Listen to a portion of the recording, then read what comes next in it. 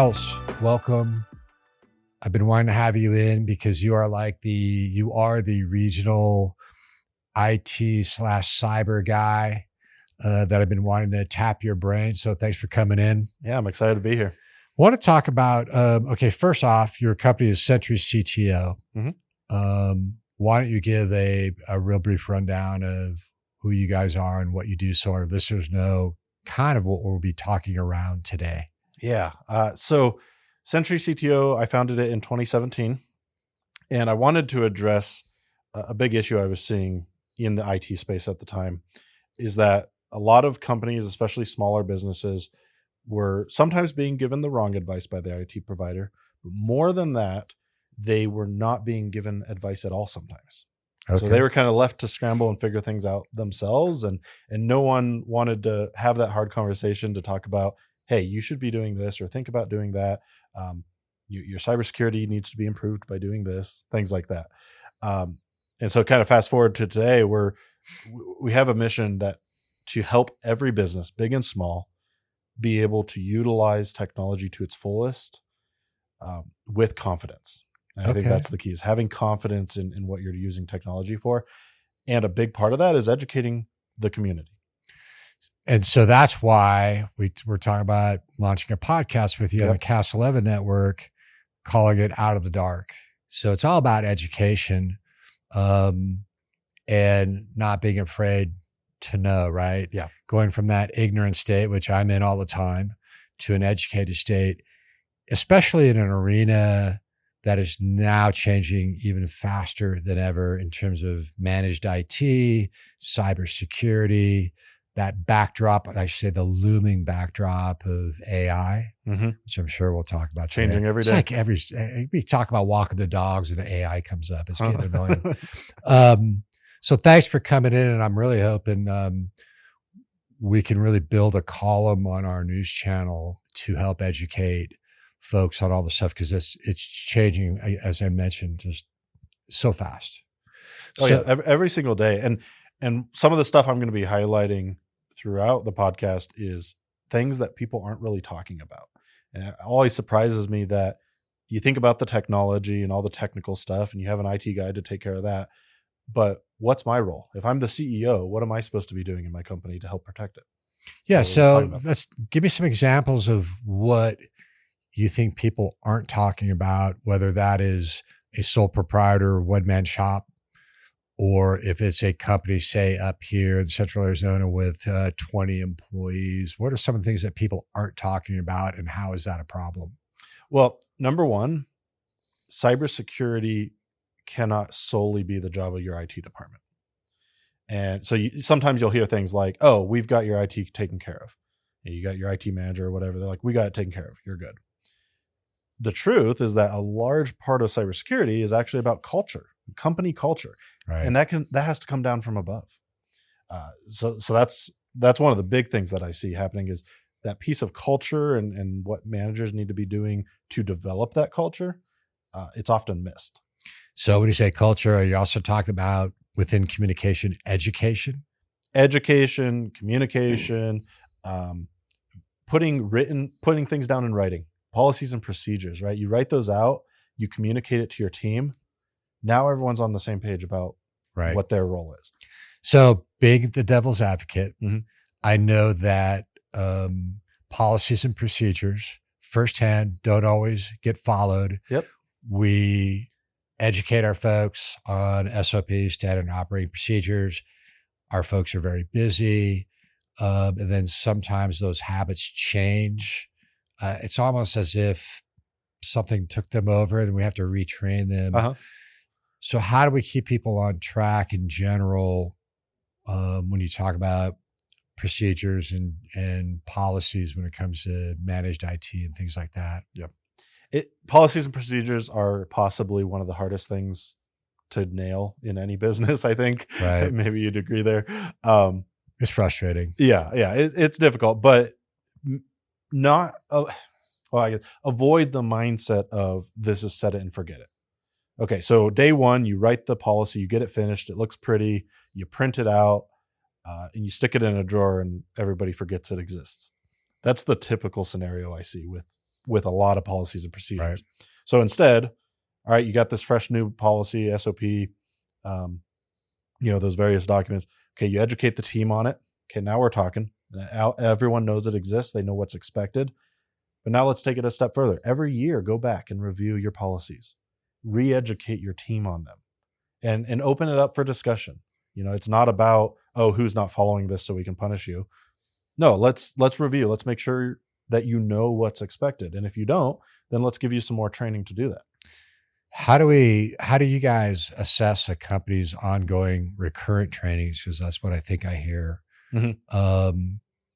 Are we auditing on a frequent basis our individual team players to find out who may need recurrent training more than, and that's not to be critical of any one team player, but I think we all go through weak points or changes, or we get busy and we need that reminder. Hey, make sure you log out, make sure you do this. Is that what you're talking about when you talk about education? Maybe some of it's recurrent training and testing? Yep. And this is in everything. So whether it's cybersecurity or not cybersecurity or something else, recurring training is important. Everyone needs reminders. Everyone needs a refresher. You want to track and make sure that people have ongoing tidbits. The way we set up our cybersecurity training is that every year you have a bigger training. So usually it's some sort of online training that takes maybe 30 minutes. Uh-huh. Everyone does it. And then on a monthly basis, you might have these quick little 5-minute trainings just to keep it fresh. Okay. So beyond training, I'm just really curious because I know the public is on, what's going on out there? Like what companies, or I don't want to call out names, but what type of companies have been hit up here in Central Arizona? How did they get hit, if you know it? What are some of those stories to help the CTOs of the world, or maybe it's a small company and it's a one-man show or one gal show. What happened? What's the most common way people are getting compromised, I guess is what I want to ask. Yeah. So it always comes down to people. One way or another, somebody let the hacker in the door almost every time. Gave up a vital piece of information, gave a password away, something like that. The most common kind of introduction of a hacker into your systems is through email and through phishing emails. Okay. So they're going to send you an email that says, maybe they send it to the HR person and they pretend to be an employee. Hey, I need you to update my payroll information or my direct deposit information. Something like that is where it begins. Next thing you know, there's a dialogue between the bad actor and your employee, and vital information is given up at some point. Next thing you know, they're in your system. They're targeting other employees, something along those lines. Okay. We hear these stories of companies held hostage. Uh-huh. Has that happened up here? And can you give us a synopsis of that story? Again, Yeah. I think people, when they can relate to a neighbor or a local business, and they're not any better or worse than any one of us that hasn't been compromised, want to make that straight because it could happen to any one of us. What happened and what did it cost them? What's the average cost of something like that happening to a company, and how they get out of it? Yeah. So first thing that comes to mind is there was a small medical clinic here in town, about 10 employees. We were talking about that earlier. They got hit with a ransomware attack. So Okay. Basically, one of the employees had opened up an email. It had a PDF attachment. It didn't open correctly, so they just deleted the email and moved on. A few days later, they come into the office and no one can access any of the files on their server. They can't access any of their medical records, years and years of data they're locked out of. They get a note that pops up on their computer. It says, hey, pay us X amount in ransom in the form of Bitcoin, and we'll give you your data back. So there's a nuance there that I want to cover. The differences between previewing an email, for example, in Outlook, you have all your emails over here on the left, at least on my screen. I don't know if you can personalize it or not.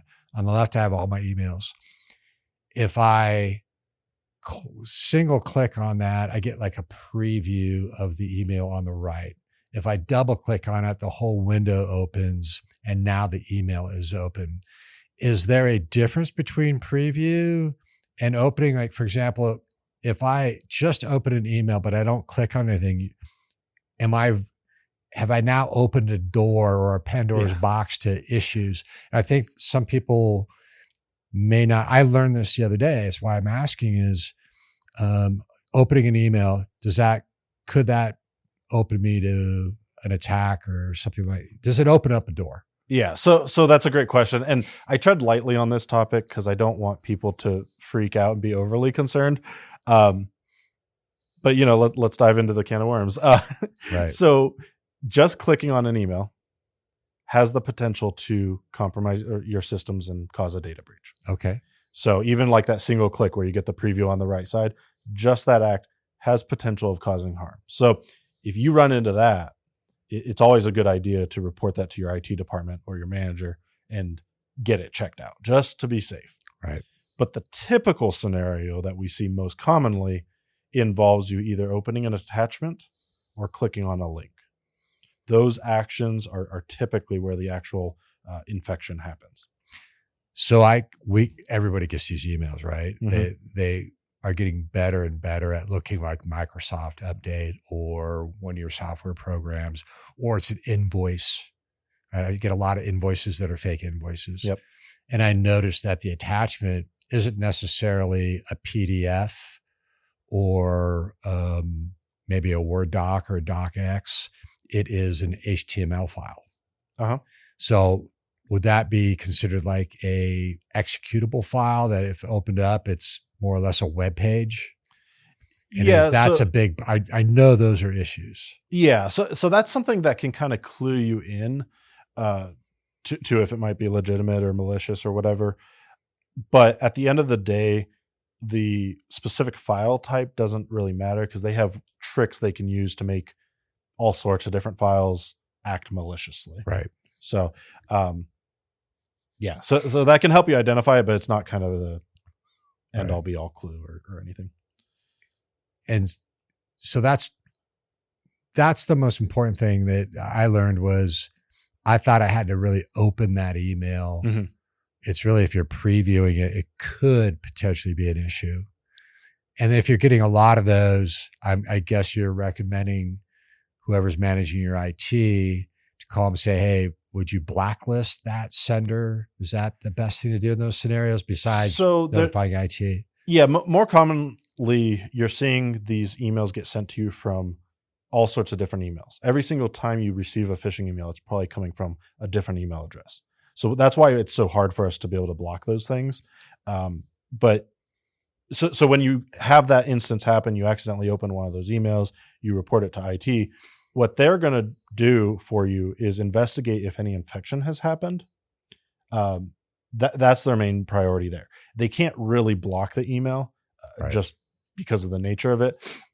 But we can use different spam filtering services and things to help reduce those coming through. Right. It's a tough game to play, frankly. Right. So I mentioned it earlier, so we're going to get into it because it's inevitable on the AI side. Mm-hmm. What I always think about is as the AI programs get better, and now they're talking about these agents, these AI agents that will literally carry out tasks, multiple step tasks. I'm guessing that the bad actors are adopting that as quickly as the good actors are. Absolutely. And that eventually all the stuff that we're talking about, I mean, I've even heard that on the dark web, you can buy hacking kits. So if you're a bad actor and you want to get into the business, they have hacking kits to start carrying out crime, basically. Yeah, is that true? It's affiliate marketing. So you pay a fee to use this hacking toolkit. You yourself don't have to have a ton of technical knowledge. You only kind of need the basics. And they give you instructions. Okay, here's how you deploy cybercrime. And then when you get paid from the victim, that company you bought the kit from gets a cut of it. Wow. Smart. And AI definitely is going to cause a huge influx. We're already seeing a huge influx of attacks that are coming against us. Less sophisticated people are going to be more easily able to deploy the attacks. It's basically just making a problem we already had a lot worse. Now, the other side of that, the light side, obviously, is as the bad actors adopt the new technology, the good actors are doing the same. Mm-hmm. And it's kind of this game of attrition, or if you will, where we each keep raising our game, so to speak. And the good actors will also have AI agents that are essentially constantly blocking the attacks. So it's really the same game, just done at a different speed. Yeah, we have different tools available. The quantity of attacks and defenses that we have to have is increased. But at the end of the day, the really, really positive news that I see out of all these stories and all these attacks that happen is that it's usually a failure to practice good basics of cyber hygiene that are at fault. What are those? So it means we can do them. So use good passwords. Now, what a good password is a little bit different. So my birthday is not a good password. I didn't hear that. You want to avoid personal information. Your first dog's name shouldn't be in your password. I don't even remember it. Spot 1 2 3 4 with an exclamation, not a good password. But having a long password, that's the most critical piece. So you want something, depends on who you ask, but at least 12 characters long minimum. Yikes. 15 or 20 is even better. The way you can do that, think of a favorite song lyric that the world doesn't know is your favorite, and modify that a little bit so it's not exactly the quote. Those are good ways to make a nice long password. Now, here's the other key. You have good, strong password. Now, do not use it anywhere except for one website, one account. Nobody does that. Some people do it. Right. You need to get a password manager. And as a business leader, you need to get your whole team a password manager. The password manager, you have one master password that lets you into it. And then all the other passwords, you can actually just generate random passwords for, and you don't have to remember them. So all you need to know is your master password for your password manager, and that resides on your device. It's not a shared password manager on a shared browser. Right. Yeah. Everybody needs their own individual password manager, their own license, or whatnot. Right. Yep. I think that's key, because I think some companies use a specific browser and setup and account, especially from the cloud, and then they're all using cached passwords. And I think that causes an issue too. Yes. Yeah. So when you start sharing stuff, usually there's two reasons that happens in the first place. One is that you just don't know better. You don't have an IT person or an IT department guiding you on it. And you're like, well, I need to get this work done. You set it up. You share it with your team. Okay. The other piece, though, is sometimes it's because of cost savings. The company or the department doesn't want to spend extra money on some of these other tools. But the cost of a cyber attack is going to be much higher than whatever that tool would have cost. All right. So we'll talk about that. What is the average cost of, say, a ransomware attack? So the latest report that I read showed that the average cost to remediate the attack, so you're paying IT people to do that. You'll often need to pay for digital forensics to be performed. That's usually a different company. Pay for a lawyer to kind of walk you through all the legalities involved. That lawyer is called a breach coach. They're also going to help you write the letter to all the people who were affected and make you sound as good as you can in that letter. Right. So these are all the different expenses that come up. The average is $4.5 million. Okay. For one incident. That's $4.5 million. Now there's that other basic cost I think I was talking to you about earlier. It was like almost $250,000, which is just basic lawyer fees, time down, lost time, all that stuff, right? Well, that one's hard to quantify because every company's a little different in that. Sure. But usually you actually add those on top of that $4.5 million. So that $4.5 million is your hard cost. That's like actually paying people to deal with it. Right. But what about your reputation? If it gets, you're going to have to notify people. People are going to know this happened. What's the reputation, especially if they find out you weren't doing what you needed to do your best to protect the data? That doesn't look real good. You got downtime. That's, you still got to meet payroll. Are you going to lay people off and now you're short staffed when you're back up and running? Are you going to eat the cost? Like, what are you going to do? Those costs are on top of that. So the first thing I heard in terms of the basics is strong password. Don't share passwords. Don't use the same password on multiple platforms. Yep. And a good password manager. On your Password device. manager is going to make doing those things a whole lot easier. All right. What else? Education. So we're coming back to education. Okay. Train your team on a regular basis and remind them about just all these good cybersecurity measures. So train them on that at least annually, but we recommend little, maybe briefer trainings throughout the year. And also training them on your policies and write the policies if you don't have them. I think you mentioned earlier, which made a lot of sense to me, was incorporating your managed IT and your cybersecurity into your culture. Yeah. Right. So it's not a second thought. It's not a reaction. It's built into your whole ethos, right? We lock our doors at night, right? Every we don't think we leave the office, we don't just do leave it. things open, and getting people to that state where it happens like a knee jerk. You're logging out, your passwords are changed. It's something that happens and is expected, and actually they enjoy doing it after a while because the habits are hard to create and break, right? 90 days to really get somebody to use a software program appropriately or correctly. Do you find that a challenge in new clients where people aren't changing passwords or using the appropriate password after being educated? You have to kind of remind them until it becomes second nature. Oh yeah, of course. Yeah. It's a continual effort. Nothing is going to change just because, okay, you wrote a policy, you said this is how we do it. You got to break those habits. Like you said, it takes time, takes effort, and it takes leadership staying on it, saying, okay, this is how we're going to do it. Reiterating it, helping everyone form those new habits.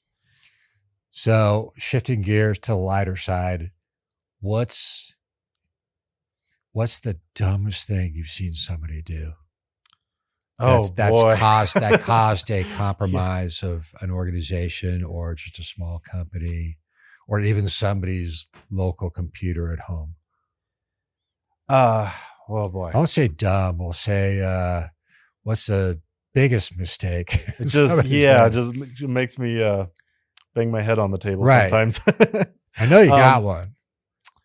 Don't have to name names. Well, so what comes to mind, I don't know if this takes the cake on everything I've seen over the years, but overconfidence is a nasty thing. I had a client, they were in the tech industry, but they weren't like IT people. So they had us on to help with their cybersecurity and everything. And it was kind of a perfect storm. One of the employees who was actually working, they lived and worked in another country. And so it was typical that a lot of their communication with the owner was through like email or WhatsApp, those various like text messaging and stuff. Right. Well, they got an email from a scammer posing as the owner saying, hey, I need you to buy some gift cards for this. And they had a dialogue back and forth with the scammer being like, okay, yeah, let me get these. Thankfully, at the last minute, they stopped and contacted us and been like, wait a minute. They didn't fall for it completely, but I think they were a little overconfident because they're in the tech industry. They were familiar with these things and they didn't have the idea that it could happen to them. Do you think that the bad actors will target companies like that because of the built-in confidence? Like, oh, they're a tech company, so they think they're invulnerable. 100%. Yeah. The scammers are really clever. They are smart. They are good at what they do. So they're seeing these patterns. I'll take you back to what happened with MGM, the casino. This was 2023. So they got hit with a ransomware attack. They lost millions. I think they paid the ransom, if I'm not mistaken. But the way the attack started is that the IT department allowed them in. So the scammer contacted the IT department to get a password reset, and the IT department did it. They didn't verify who they were talking to. Yikes. Yeah. Yikes. So, Out of the Dark, new show on cast11.com podcast network with Niles Benghauser of Century CTO. Your website is centurycto.com. Yep. And if anybody wants to call you, they can call you at 928-350-8069. That's correct. We are looking forward to, we haven't had a show on IT, on tech, latest business software, really running the gamut from A to Z, that we're looking forward to you sharing on a regular basis with Central Arizona member. Oh yeah, I'm excited. Niles Benghauser, Century CTO. We will see you soon. Okay, thank you. Welcome.